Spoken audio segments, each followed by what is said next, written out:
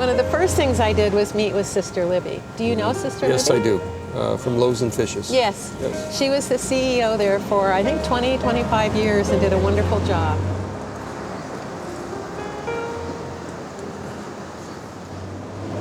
She embraced this idea because she saw the need too. She had experienced people dying even on Loaves and Fishes campus who were terminally ill and homeless. So she introduced me to the incoming mayor, Darrell Steinberg, and to the councilman for that district, District 3, Jeff Harris, and to the District 1 county supervisor, Phil Cerna.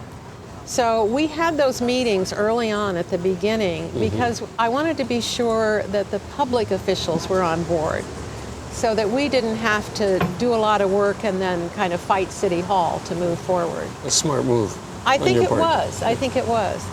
The other thing I did that I think made a lot of sense was figuring out how many of these places exist in the United States.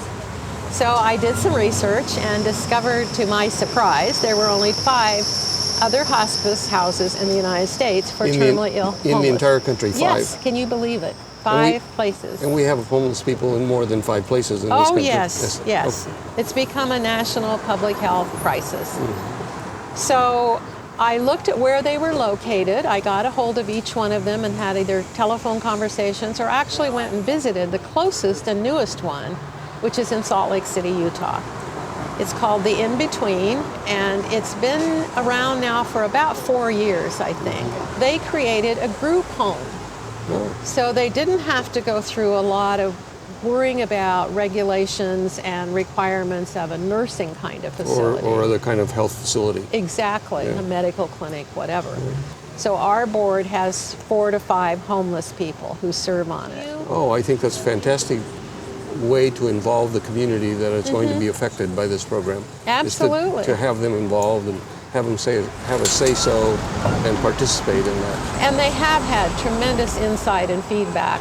I did 5 focus groups with 35 homeless men and women with serious health issues about what they would want to have in a hospice house, like what they would want to see and hear and smell and what it should feel like.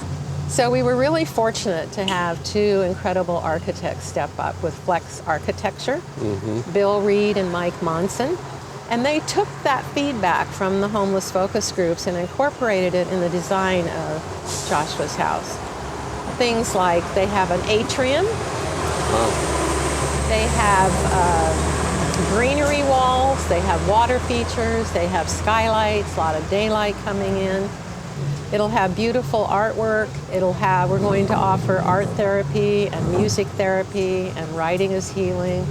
Because the other message I got from the homeless community was people don't want to have eye contact with you, they don't want to talk to you, they really want to avoid you. And so they had this feeling, and their greatest fear was to die alone on the street. That really was emphasized over and over. And so we want to give them opportunities to create things that could live on. So if they're in art therapy and they create an art piece, that can live on in Joshua's house. And their story can live on in Joshua's house. What you're trying to address with this program is providing service and care for homeless people at the end of life, terminally ill people, right? Not addressing the bigger question of homelessness. That's right. Yeah. So I wish we could address the bigger issue, but it is too big and too complex and complicated, and I'm fully supportive of other people who are trying to address that. But my focus with Joshua's house is to provide a place where people who are experiencing homelessness toward the end of life can come and live and be loved and cared for and given opportunities to leave something behind, whether that's a piece of writing or whether that's a piece of artwork or whatever, that they can leave that behind.